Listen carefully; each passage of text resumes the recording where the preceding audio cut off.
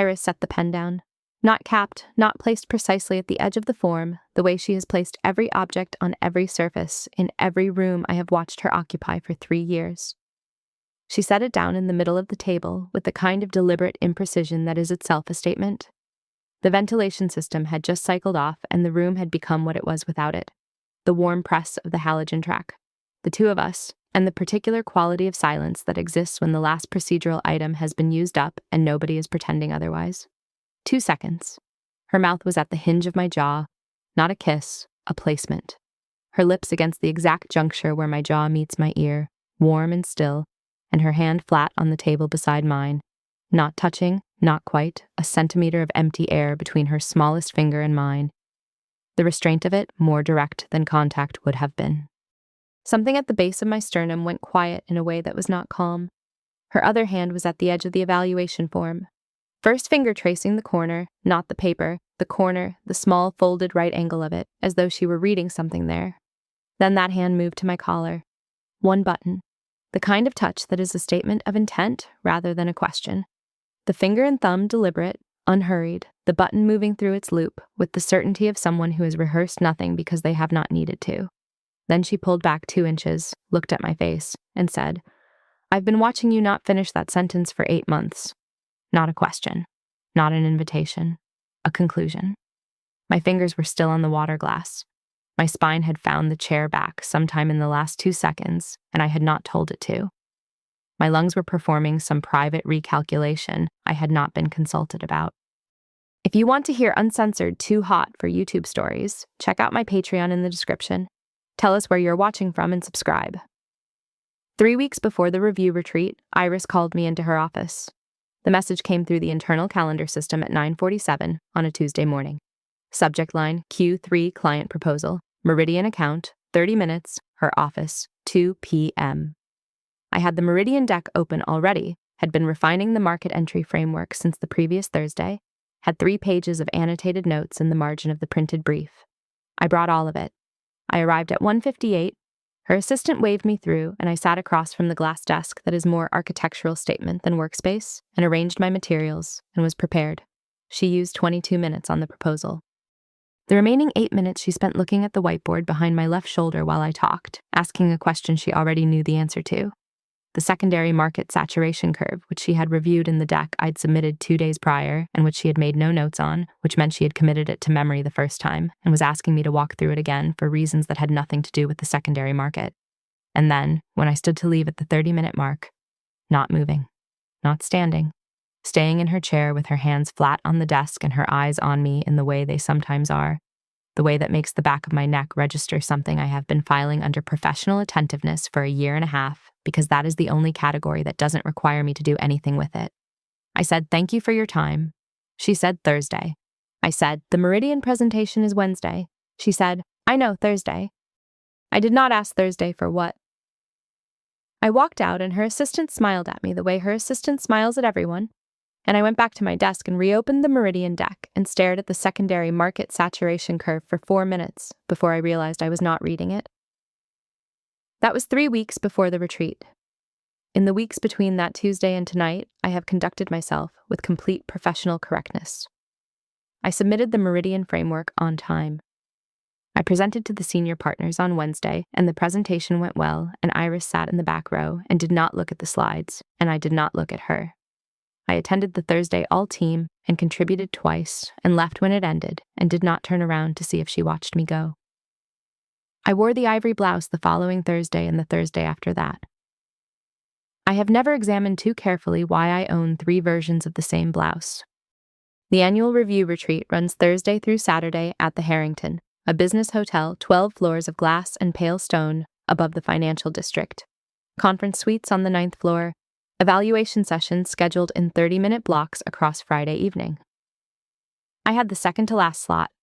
I was reassigned the last slot on Wednesday morning. No explanation. My calendar updated automatically by the scheduling system with Iris's name beside mine in the new position, 9:15 to 9:45, the last slot of the evening. I noted this. I did not examine it too carefully either. I arrived at the 9th floor at 9:19. The corridor was empty. The other sessions had finished, the other pairs had dispersed to the hotel bar or the elevator or their rooms, and the floor had been silent for long enough that the silence had settled into something particular. The second to last suite was dark. The light under the door of the last suite was warm and still. I stood in the corridor for a moment with my folder and my notes and my blouse and the specific quality of certainty I had woken up with that morning, that this was the last evening I would pretend the blouse meant nothing. Then I opened the door. She was already there. This is the thing about Iris. She is always already there. In 3 years, I have never walked into a room and found her arriving. She is present before presence is required. The evaluation form was open on the table in front of her, her name printed at the top of the assessor field, my name at the top of the subject field. The pen was uncapped, set to the right of the form. The halogen track above the table was the only light running. The overheads had been switched off or dimmed, and the warmth of that single track fell across the table in a precise gold rectangle, everything outside it in a partial dark that was not unpleasant. She looked up when the door closed. She did not look back down for a very long time. I have cataloged in the 1.5 years since I understood that Iris watches me differently than she watches anyone else, the specific qualities of her attention. There is the professional register, precise, brief, evaluative, moving on. There is the engaged register, leaned slightly forward, follow-up questions, the pen in her hand. There is the register I have been filing under professional attentiveness, which has no follow-up questions and does not move on, and which I have never named correctly until this moment, standing just inside a closed hotel conference room door with my folder in my hands, watching her watch me. She said, "Sit down, Nadia." Her voice in the empty room was different from her voice in the full office. Same register, low, even, precise, but with no ambient sound to absorb it. It arrived directly at the back of my throat and stayed there. I sat. The table was long, 8 seats, a formal conference configuration, and she was at the far end, the head of the table end, the form in front of her, and the pen to its right, and a water glass placed just inside the table's edge. I sat at the near end, opened my folder, and arranged my notes. Then I looked up. She was still looking at me. "Should we begin?" I said. "We already have," she said. She meant the review. I think she meant the review. We conducted a real performance review for the first 40 minutes. This is something I want to be clear about, to myself if no one else. It was a genuine professional evaluation, and it was thorough, and it was good. Iris is rigorous in the ways that matter. She had read everything. My client files, my project assessments, the 360-degree feedback from colleagues and partners, the 3 papers I'd submitted to the firm's internal research journal, the presentation I'd delivered to the senior partners on Wednesday. She had notes in the margin of her printed copy in her narrow, precise handwriting. She asked questions that were not the kind of questions you ask to perform engagement. They were the kind that reveal the questioner has been thinking about the subject independently and wants to compare conclusions. The metrics were strong. She said this without particular warmth, which meant more than warmth would have. Trajectory, exceptional. Promotion timeline, ahead of schedule. Client feedback, 2 specific excerpts, read verbatim, the words of clients who had written to the firm, specifically to mention my work by name. "You already know this," she said at one point, not unkindly. "I suspected," I said. "It's different when someone else says it." Something moved briefly in her expression. I had not seen it clearly enough to catalog it before it was gone. I noticed at some point during this that we had migrated. Not dramatically. Not in any single movement I could have named or pointed to. But at the start of the evaluation, she was at the far end of the table, and I was at the near end, and there was the full length of the table between us, and now she was somewhere around the 3rd seat from the far end, and I was somewhere around the 3rd seat from the near end, and the distance between us had contracted from 8 seats to 2, without either of us having acknowledged it, or named it, or apparently noticed. The water glasses had migrated too. Mine was now near the center of the table. Hers was 6 inches from mine. I was turning my glass in my hands, a slow rotation, the way I do when I am thinking, the rim tracing a small circle on the table surface. I noticed I was doing it and did not stop. "There's the question of the director track," Iris said. Her voice had the quality of someone arriving at the point they had been moving toward. "The recommendation needs to be formalized in the evaluation. You're aware of the timeline?" I said I was. "The board meets in 6 weeks. The evaluation form needs to be submitted before then. This evening is the last opportunity to discuss it formally before that window." I said I understood. She picked up the pen. She looked at the signature line at the bottom of the form. She did not sign it. The pen was in her hand, the nib at the correct distance from the paper, her wrist at the correct angle.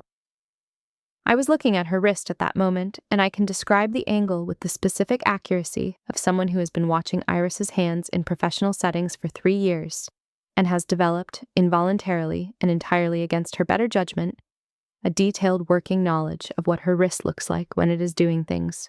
The angle was correct. The position was correct. She did not sign the form. She set the pen down. Not capped, not placed precisely. Set down in the middle of the table. I looked at the pen. I looked at her. She had turned her chair another degree toward mine, not dramatically, a fraction, the kind of rotation that is not a movement but a reorientation. Her hands were folded on the table in front of her. Her expression was the professional expression, the one I know. And underneath it was something I had been watching build for 22 minutes on a Tuesday 3 weeks ago, and for 8 minutes on a Thursday, and for every Thursday since. And it was not the professional expression. It was something that had been waiting for the professional expression to finish. "There's one thing I haven't addressed," she said. She did not continue. The ventilation system was still running. I could hear it, the low, even breath of it through the ceiling registers, the ambient mechanical sound that fills every hotel conference room in the world. I had been hearing it without hearing it for 40 minutes. Now I was hearing it. I was also hearing Iris not continuing. I was turning the water glass. Slow rotation, the sound of the glass rim on the table soft and circular. "What haven't you addressed?" I said.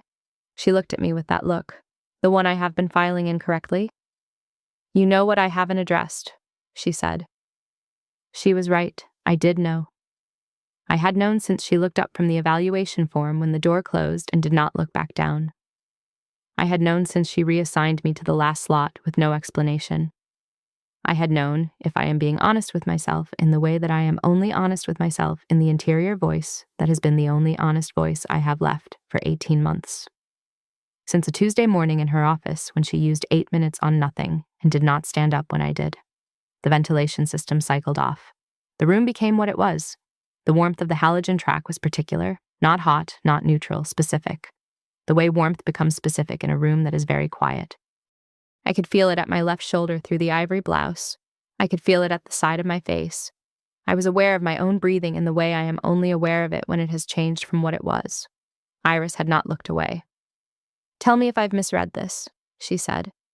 And then, before I could answer, "I don't think I've misread this." Her voice at that word, think, was the first place I had ever heard it carry anything other than complete certainty. Not doubt, not uncertainty. The acknowledgement that there was something here large enough that even she had checked her reading of it more than once. I stopped turning the glass. "You haven't misread it," I said. Something happened to her hands. The folded position changed, a small release, the fingers loosening, not quite separating.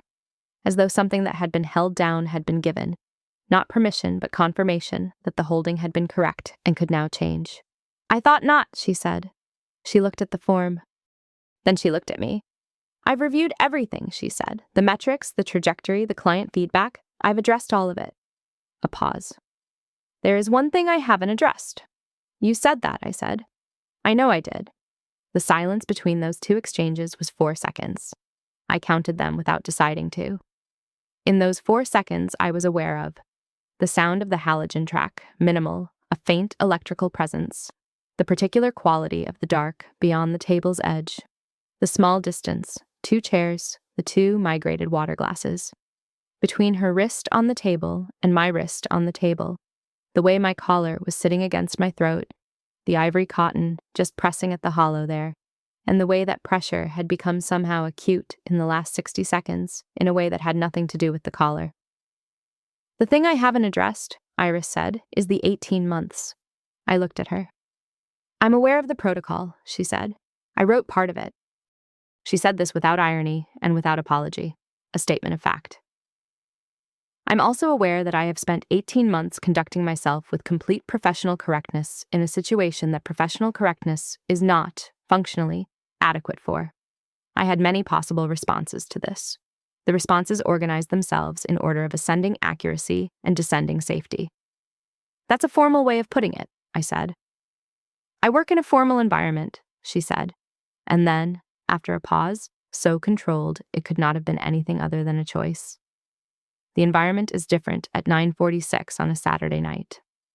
I looked at the clock on the wall above the table. 9:46. I looked at her. The expression was different. Not unprofessional. Iris's expression is never unprofessional. I do not believe she is anatomically capable of an unprofessional expression. But the professional expression, which is precise and even and sealed, had been adjusted by some increment I could not quite measure. And what was visible through the adjustment was not what I had been filing incorrectly for 18 months. It was clearer than that. It was the look of someone who has made a decision that has been a very long time coming and has now made it and is waiting to see what happens next. My water glass was still. My hand was around it, and still. Nadia, she said. My name in her mouth at that volume, in that room at that hour, traveled from my ear to some location below my sternum before my mind had processed the phonetics of it. I need you to tell me something, she said. All right, I said. I need you to tell me whether the blouse is deliberate. The blouse. The ivory blouse that I own 3 versions of and have worn on Thursdays for 14 months and have never examined too carefully the reason for. The ivory blouse I put on this morning with the specific quality of certainty that this was the last evening I would pretend it meant nothing. The pause before I answered was the longest pause I had experienced in a professional setting. Yes, I said. She nodded. Slowly. The way she nods when a calculation she has been running confirms its own result. And the Thursday pattern, she said. Also deliberate, I said, since you're asking. Something happened at the corner of her mouth. Not a smile. I have rarely seen Iris smile in the way that is readable as a smile. A softening at the corner of her mouth, a fraction, the kind of thing you would not see if you were not already watching very closely. I was already watching very closely. I've been asking for 14 months, she said. I know, I said. You knew, she said. I suspected, I said. You're very controlled. I am, she said. Yes. The ventilation was off. The room was the halogen track, and the 2 of us and the table between us and the 2 glasses near the center of the table and the evaluation form with the blank signature line and the uncapped pen lying in the middle of the table where she had set it down. The air was still. There was a sound, barely a sound, of the city outside, the floor-to-ceiling windows at the far end of the room carrying the muffled register of something 12 floors below us, traffic or wind or both. Iris reached forward and placed her hand flat on the table. Not toward me, just flat on the table, fingers spread, as though she were steadying something. I watched her hand. I want to be precise, she said. About what I'm saying? You're usually precise, I said. I'm saying, she said, that I have been managing something for 18 months with complete professional correctness, as I said. As you said, I said. And I am in the process, she said, of deciding whether this is the evening on which professional correctness has a terminal location. I looked at her hand on the table. The fingers spread, the hand flat, the specific stillness of it. Not the stillness of rest, the stillness of something held. And, I said. She looked at me. It is, she said. She reached across and took the evaluation form from in front of her, moved it slowly, deliberately, with the precision of someone conducting a formal procedure, the gesture completely calm and completely beside the point, and placed it face down on the far side of the table, beyond the water glasses, beyond the center, at the far end. Then she sat back and looked at me with the expression that was no longer the professional expression and no longer the adjusted version of it. Just her face, looking at mine. Tell me what you want, she said. I had been not finishing this sentence for 8 months. I had begun it in my interior voice, the honest one, dozens of times and routed it elsewhere, filed it in the category of professional attentiveness, covered it with metrics and timelines and the secondary market saturation curve and the particular opacity of the ivory blouse, which is not, as it turns out, particularly opaque when you're being honest about what it is. You, I said. I want you. 3 words, the ones I had been not finishing. Iris looked at me for a long time without speaking. The expression on her face was the most unguarded I had ever seen it. Not soft, not surprised, but something that was the result of a long restraint reaching its end in a very controlled way. Like a door that has been held shut against pressure for a long time. And then the pressure on one side is removed, and the door does not fly open because the person holding it is still holding it, but the holding has changed its quality. Again, she said. I looked at her. Say it again, she said. Her voice was the same register, low and even. But there was something in it that had not been there before. Something that was not the managing director's voice. That was an entirely different instrument belonging to an entirely different person who had been present behind the first one for a very long time. I want you, I said. She exhaled through her nose. Once, controlled. Then she rose from her chair. She came around the table. I had not planned for this, which is absurd, because I had planned for it in every iteration of this night that I had not admitted I was planning. But the actual event of Iris moving around the end of the conference table in this specific hotel conference suite at 9:52 on a Saturday evening was not something I had. My mind, anyway, had not. My body, apparently, had been ready for some time, because what my body did was go very still the way certain animals go still when something significant approaches. Not flight, not fear. The specific stillness of recognition. She stopped behind my chair. Not at my side. Behind me. 2 inches behind my chair back, close enough that I could feel the warmth of her. Not her skin, the warmth that precedes contact. The proximity warmth that is its own statement. At my shoulder blades through the ivory blouse. Her breathing was audible at this distance, not labored, not changed exactly, but present. I had never heard Iris's breathing before. In 3 years of shared conference rooms and presentations in offices, and the whiteboard meeting on a Tuesday, I had never heard her breathe. The proximity required for that was something I understood now, at 9:52, with her hands flat on the table on either side of my shoulders without touching my shoulders, her warmth at my back. You've been patient, she said. At my ear. Not touching my ear, 2 inches from it, the words traveling a very short distance. I've been employed, I said. She laughed. It was brief and low, and it was the first time in 3 years I had heard Iris laugh, and it moved through my chest cavity like a physical event. Yes, she said. There is that. Her right hand, came off the table. I heard the sound of it lifting. I heard it, the small separation of her palm from the table surface. And then it was at the back of my neck. Not gripping, not grasping. Flat. Her hand flat across the back of my neck. Palm warm. Warmer than I had expected. Much warmer, the warmth of it through the fine hairs at my nape, specific and immediate. Fingers not quite reaching my jaw on the right side, thumb resting against the top of my spine on the left. She set her hand there the way she had set the pen down, deliberately. Not a gesture, a placement. I was aware of several things simultaneously. The warmth of her palm at the back of my neck, which was traveling down my spine in a way I could track by location. The sound of my own breathing, which had changed in a way I was not managing. The halogen track still running gold above the table, still warm at my left shoulder. The water glass in front of me, which I had stopped turning and which was now just an object on a table. No longer a thing I was doing with my hands because my hands were in my lap and still. This is what I've been managing, she said, low, directly to the back of my neck. I know, I said. For 18 months, she said. I know, I said again. Her thumb moved, just once. From the top of my spine, a slow single stroke upward to the base of my skull, and then it stopped there. Not moving. Just there, the pad of her thumb at the base of my skull and the warmth of that contact spreading outward from that precise location, in a radius I could have drawn with a compass. I closed my eyes. I had not planned that either. Nadia, she said. Yes, I said. To all of it. She moved her chair. I felt it, heard the soft scrape of the chair legs on the floor, and then the warmth behind me reorganized. The chair was behind mine, and close, directly close, and she was in it.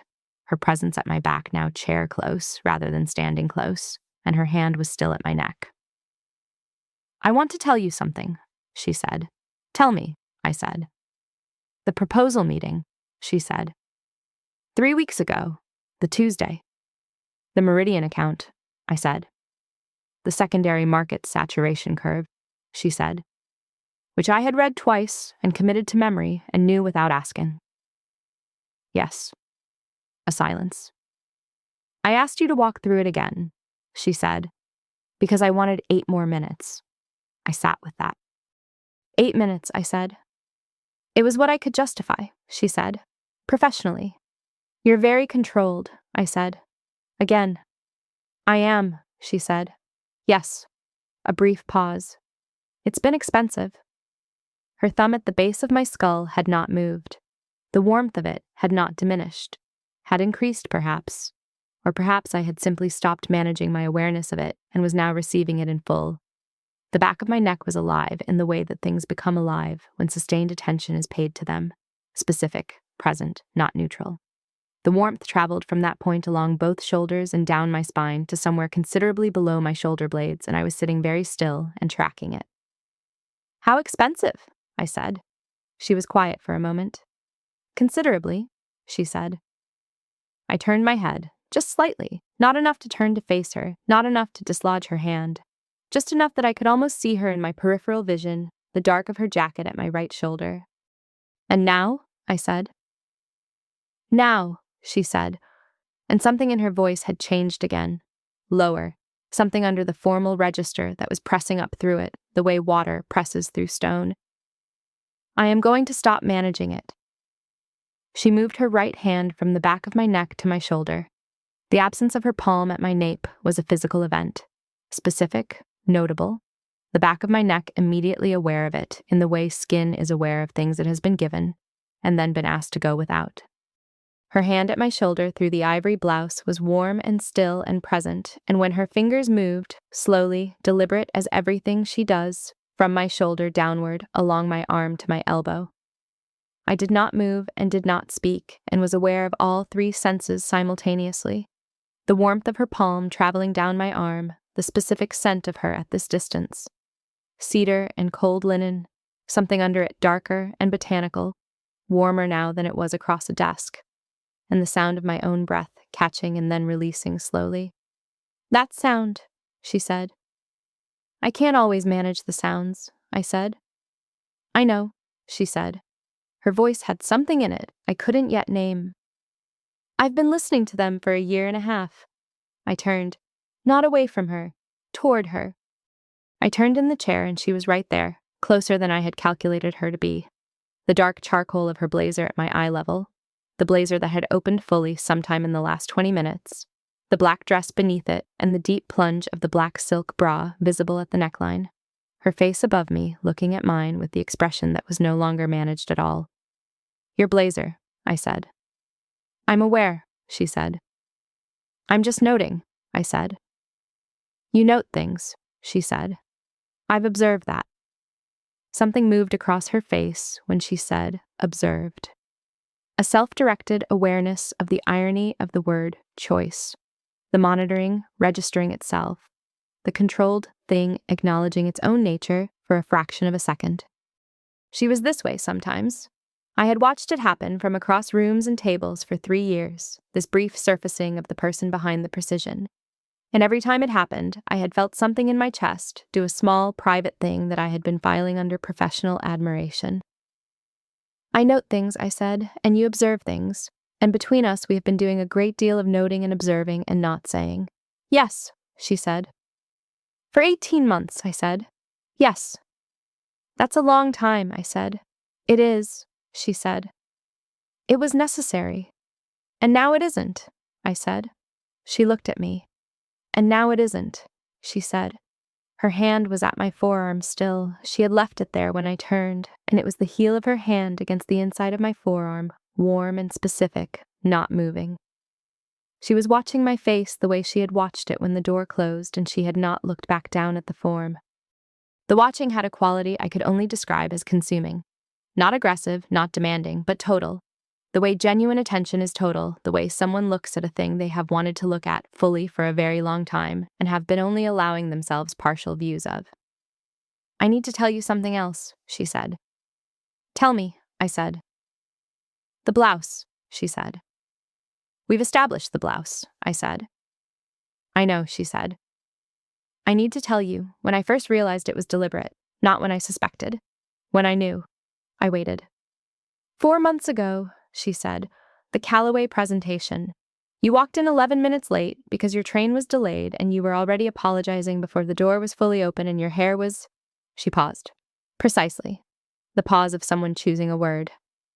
Disordered. From the rain, and you were wearing the ivory blouse, and the collar was... Another pause. You had been in the rain, and the collar was different from how it usually sits. I remembered the Callaway presentation. I did not remember my collar. I understood at that point, she said, that this was going to be a problem. A problem, I said. A problem I was going to have to manage very carefully for a significant period of time, she said. Yes. I looked at her face. The precision of it, the control of it, the expression that was not the professional expression and had not been for the last 20 minutes. And under all of that, the particular weight of someone who has been very careful with themselves for a long time and has now set the last of it down. I'm sorry, I said, that it was a problem. Don't be, she said. It was worth it. Her thumb, the same thumb that had moved from the top of my spine to the base of my skull, that had stayed there and been warm and specific, came to the inside of my wrist, through nothing, against my skin directly, because my sleeve had fallen back when I turned and my wrist was bare. The pad of her thumb at the inside of my wrist, over the blue line of the vein there, pressed once and stayed. I felt my pulse against it. I was not in control of my pulse. I want you to hear something, she said. I'm listening, I said, somehow. I'm telling you, she said, because I've been not telling you for 18 months and I would like you to have it in full. She looked at my wrist under her thumb. What I have been managing, she said, is the specific experience of being in a room with you, which is not the same as being in a room with other people, which is not, she said, a small thing. No, I said. You make the room different, she said. You have made it different for 18 months. I don't, she said. Typically allow things to make the room different. I know, I said. You know, she said. I've watched you, I said. You're very self-contained, professionally. Professionally, she said. And there was something in the word, the acknowledgement of the qualifier, the awareness that we had spent the last 30 minutes systematically removing the professional from the equation, and what remained was everything else. Not professionally, I said. No, she said. Not professionally. No. The ventilation had been off for a long time. The city sound through the glass was minimal. The hour was late enough that the street noise had thinned to something ambient and distant. The halogen track above the table ran on. The evaluation form was face down, on the far end of the table, the signature line blank, the assessor field untouched. The uncapped pen was somewhere in the middle of the table. The 2 water glasses were near the center, untouched. Iris's thumb was at my wrist. I've been turning the glass, I said. She looked at the water glass. I know, she said. For 11 minutes. You were counting, I said. I notice things, she said. You note, I observe. You observe, I said. Yes. Her thumb did not move. The pressure of it at my wrist was steady and constant and warm, and I was entirely aware of it in the way you are aware of things that are touching the place your pulse is. Because your pulse is aware of them whether you choose to be or not. Tell me what you want, she said. The first time she had asked it tonight. The first time she had ever asked it. I had waited 18 months for her to ask it, and here it was at 9:58 on a Saturday night in a conference room with the form face down and the pen uncapped in the middle of the table. You, I said. And there it was. The same word, the same 3 words, the sentence I had been not finishing for 8 months. I said it this time without the architecture of context around it. Just the word. Iris looked at me for a long moment. Her thumb at my wrist had gone still, stiller than still, the stillness of complete attention. Her expression was the most open I had ever seen it. Not soft, not unguarded in the way of someone who has lost control of themselves. Open in the way of someone who has chosen to open a door and is watching the light come through. Again, she said. Her voice was different on that word. Not the managing director's voice. The other one. The one that had been there all this time under the first one. Audible now. Unmistakable. I want you, I said. She exhaled. Long, slow, the breath she had been holding for a significant portion of 18 months. Then she moved. She rose from her chair behind mine and came around it, not to my side, in front of me. And the movement was deliberate and unhurried and certain in the way all of Iris's movements are certain. And she stood in front of my chair, and I looked up at her. And the halogen track above was gold and warm, and her blazer was open, and the black dress visible beneath, and the deep plunge of the bra at the neckline visible above that, and her chignon was slightly disturbed, one loose strand at her jaw, and she was looking at me with the look that I have been misclassifying for a year and a half and have now named correctly, finally, in a hotel conference room at the end of the last evaluation of the evening. "Stand up," she said. Low. Still. I stood up. We were very close. The table was behind me. I had stood from my chair, and the chair was behind the table. And I was standing and she was standing, and the distance between us was 3 inches, the distance of a decision that had already been made. "You've been patient," she said, for the second time. "I've told you why," I said. "You have," she said. "I'm going to stop requiring it." Her hand came to my collar. The same collar she had touched 2 hours from now, or rather, 2 seconds from when she set the pen down, or rather, the moment this story began. In the cold open, that was the middle, that was the ending before the beginning. And her fingers were at the button there, the topmost button, the one below the collar point. And she undid it with the same deliberate precision as before, the same statement of intent rather than question. And she did not look at the button. She looked at my face, and her expression was the controlled release expression. Not the loss of it, the choice to release. The distinction Iris would maintain even now, even here, because the distinction was what she was. I felt the collar open, the small relief of it, the cotton parting from the hollow of my throat. Her fingers stayed at the lapel. "There's one more thing I haven't addressed," she said. "You keep not addressing things," I said. "I know," she said. "I've been deferring." The corner of her mouth, that fraction. "I am done deferring." And she kissed me, not swept, not sudden, deliberate, beginning with a contact so precise it was almost architectural. Her mouth to mine with the care of someone who has thought about this specific event at significant length and has a very clear idea of how they want it to begin. Her lips were warm and still for one held second and then not still. And her hand at my collar moved to my jaw, cradling, and the warmth of her palm against my jaw was specific, and I filed nothing, classified nothing, I simply received it. I put my hand on her arm, and then both of my hands were on her, and then hers were on me, and the distance that had been 3 inches was not any distance at all. She pulled back, 2 inches, the same 2 inches from the cold, open, looking at my face. "I've been watching you not finish that sentence," she said. Her voice was not the managing director's voice, and had not been for some time. "For 8 months. "I finished it," I said. "You did," she said. "Yes." Her hand was at my jaw still. Her thumb was at the hinge of my jaw, at the place where the jaw meets the ear, the same location her mouth had been in the cold open. And it was, I understood now, the place she had been returning to. That specific location, first in the moment that was the beginning, and now here in the moment that was its continuation. "I want to hear it again," she said. "I want you," I said. Her grip at my jaw changed, not harder, more present, more decided. Both hands now, her palms at my jaw, my face held between her hands. And she looked at me the way she had looked at the evaluation form before she set the pen down and looked at me instead. "That," she said, "is the most honest thing you have said in this building in 3 years. "It's the most honest thing I've been allowed to say," I said. "Allowed," she said, and heard the word land, and said, slowly, "I'm sorry for that." "Don't be," I said. "It was worth it." She looked at me, hearing her own words back. Then she kissed me again. This time it was not architectural.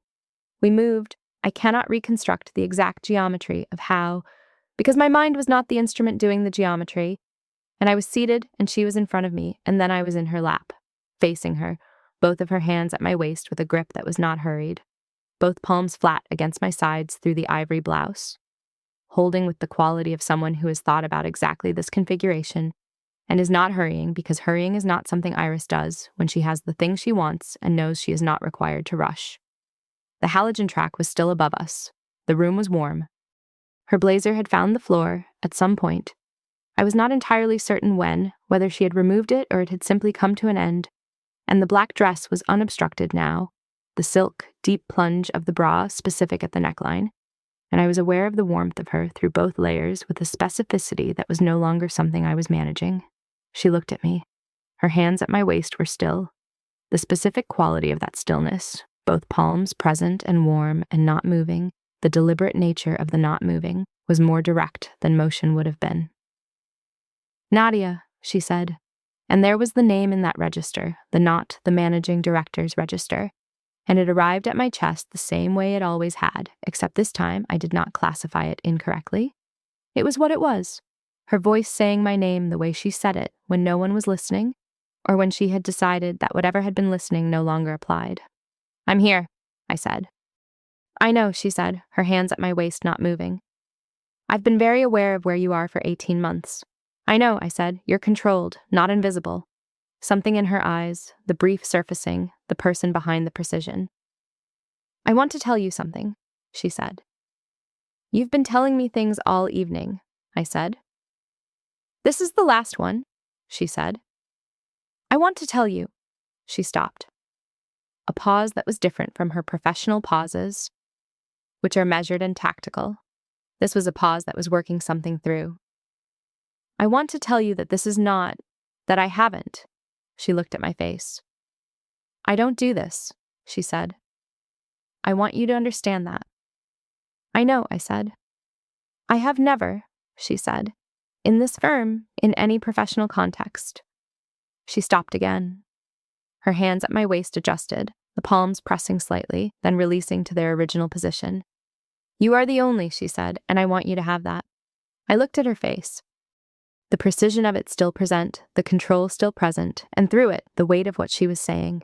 Not confession, not vulnerability of the performed kind, but the specific gravity of someone for whom honesty is not easy and who is being honest anyway because the situation has made dishonesty impossible. And she has, finally, stopped managing the situation. I put my hands on her face, both of them, the way she had held my face between her palms. Her jaw in my hands, her face tilted slightly upward toward mine. "I know," I said. "I've known. You're very controlled and not invisible." She made a sound, very small, the sound of something releasing. "That sound," I said. "I can't always manage the sounds," she said, and I kissed her. Her hands at my waist tightened, not sudden, graduated, the grip that has given up being deliberate. And the warmth of her palms through the ivory blouse was specific and present, and I felt it in the locations where I feel things before I know I am feeling them. Her mouth against mine was warm and certain, and when she said my name against my lips, it was barely a word. Just the sound of it, just the first syllable, and then the second. And I heard something that was not the managing director's register, and not the professional register, and was something I did not have a name for yet, except that it was hers. My hair was in my hands. Her hands were in my hair at the back of my head, which had been a theoretical location for months and was now, without question, where it was. The loose waves of it, slightly disordered from the long evening, and her fingers threading through it with the specific attention she gives to everything she touches, and I made a sound I had not planned to make. She went very still, her hands in my hair, her palms at my waist, her stillness complete and sudden and charged. Then her right hand moved from my waist to my shoulder, and from my shoulder to the strap of the blush lace bralette where it was visible in the gap of my open collar. 2 fingers, from the shoulder, along the strap, to the clasp at the back. Slow, unhurried, the specific deliberate quality of Iris doing anything with her hands. I made the sound again. She went still again. Then slowly she did it a 3rd time. "Iris," I said. "Yes," she said. Her voice was not managing anything. "You're doing that on purpose," I said. "Yes," she said. "I am." Her fingers at the bralette strap were still, not moving, resting at the clasp. The warmth of her fingers at that specific location on my back, the juncture of the strap and the clasp, the thin fabric of the ivory blouse between her fingers and the skin beneath, was precise and particular, and I was entirely present to it in the way I had stopped being able to be present to anything else. "I want to hear you say it again," she said. She moved her fingers along the strap once more, just once, slow, from clasp to shoulder, and I said it. The 3 words, without context, without architecture, without the professional vocabulary I've been using to say it sideways for 18 months. Her composure, the last of what remained of it, shifted. Not collapsed, shifted. The distinction visible in the way her breath arrived, the way her grip changed from deliberate to something that had given up being deliberate. Her hands at my waist, holding with a different quality now, the quality of someone who has held something still for a very long time and has now decided that stillness has done its work and something else can take over. Again, she said. I said it again. Again, she said. And each time her hands were telling me something, her voice was also telling me, and the room was telling me, the warm gold of the halogen track and the dark beyond the table's edge and the evaluation form, face down, at the far end, and the uncapped pen somewhere on the floor. I would not remember which of us knocked it there. And the city, 12 floors below, going on the way cities do, entirely unaware. She said my name once, just the name, nothing after it. In a register that was not the managing director's register and not any professional register. That was something I had not heard before. An instrument I did not know she had, lower and quieter and more direct than any sound she had made in this room or any room. And her grip at my waist changed, the final change, from decided to something that had stopped deciding, something that simply was. And I understood that this was what the restraint had been for, what the 18 months of professional correctness had been building toward, what the uncapped pen and the face-down form and the migrated water glasses had been pointing at. The release was not a collapse. She chose it. That was visible in the way her hands moved, in the way her mouth found my throat and stayed there, in the way she said my name again with the same instrument as before. Quiet, specific, entirely hers. She was choosing each moment of it, allowing, not surrendering. The distinction was Iris. And I held her face in my hands and looked at her, and it was the most honest thing I had done in the building in 3 years, possibly the most honest thing I had done anywhere. Her dark eyes, level, looking at mine, the single loose strand at her jaw, the precise intelligence of her face with the precision resting and something else present in its place. You, I said. Not an answer, just the word. She pressed her forehead to mine. We stayed like that for a moment that had no clock. At some point in the late hour we were in the same chair. I am not entirely certain of the exact sequence of events between the forehead and the chair, only that at some point the geometry of the room had resolved to this. Iris in the conference chair with me against her side, my head against her shoulder, her arm around me, the halogen track still running warm gold above the table. Because neither of us had risen to turn it off, and neither of us intended to. The city was quiet at this hour. The windows carried its sound diffusely, distant and ambient, not intrusive. The ventilation had not come back on. The room was its own temperature, warm and specific, the temperature of 2 people who have been in a room for a long time and have stopped managing the room. Her hand came up. The loose strand of hair that had come down from her chignon, the strand at her jaw, the one I had been noting since she looked up from the evaluation form when the door closed. She gathered it between 2 fingers and put it behind her ear. And then her hand did not come down.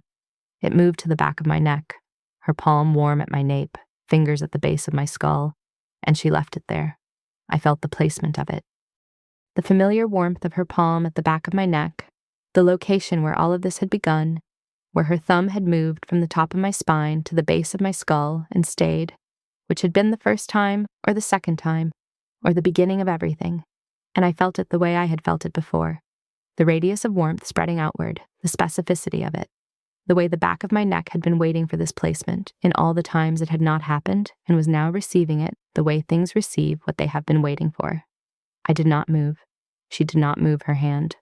The evaluation form was at the far end of the table, face down, the signature line blank. She had not mentioned it. I had not asked. The question of it was not urgent, not tonight. Tomorrow it would be a procedural matter, and she would handle it with her usual precision. The way she handled everything, and the director track would proceed on its timeline, and there would be forms and sign-offs, and the institutional machinery would move as it moved. None of that was tonight. Tonight was the halogen track above the table running warm gold. Tonight was her hand at the back of my neck, unmoving.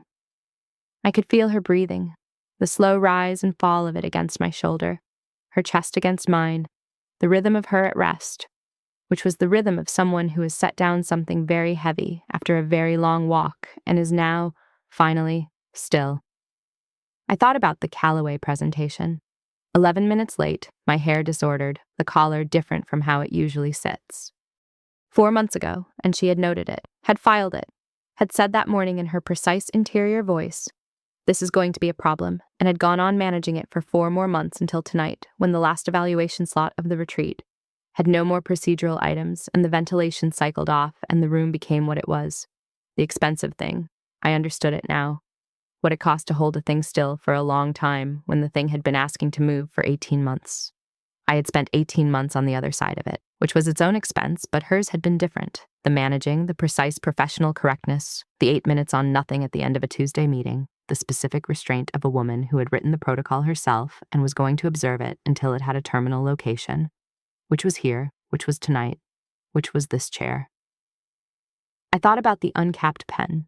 She had uncapped it before I arrived. The pen had been uncapped when I walked through the door at 9:19. Ready, positioned at the signature line, the instrument of the formal conclusion prepared and waiting.